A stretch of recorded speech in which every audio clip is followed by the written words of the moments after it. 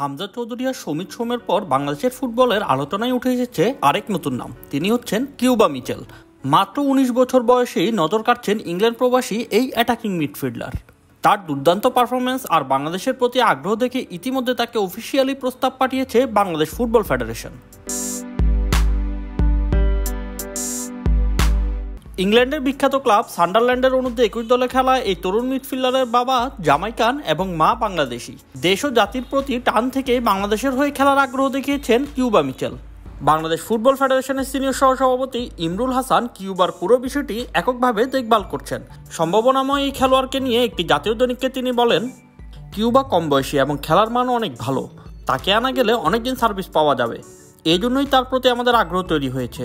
Zoom মিটিংয়ে Cuba মৌখিকভাবে আগ্রহ দেখিয়েছেন, তাই আমরা আনুষ্ঠানিকভাবে তাকে প্রস্তাব দিয়েছি।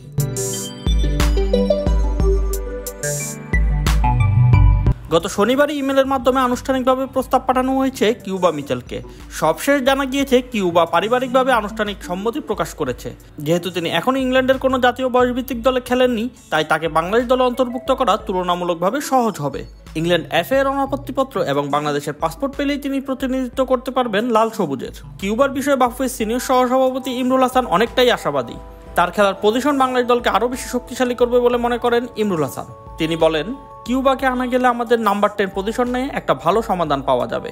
তখন বাংলাদেশ দলের আক্রমণের জায়গাটাও অনেক শক্তিশালী হতে পারে।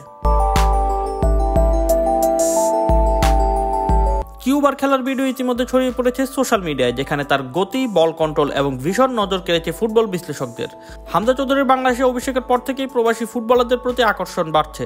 তার দেখানো পথেই সমিত সোম, কিউবা মিচেল সহ অনেক প্রবাসী বাংলাদেশ জাতীয় দলের প্রতিনিধিত্ব করতে আগ্রহী। এভাবেই আস্তে আস্তে বাংলাদেশ জাতীয় দল আরও শক্তিশালী হবে। শোয়েব ইবনে শামস, অফসাইড।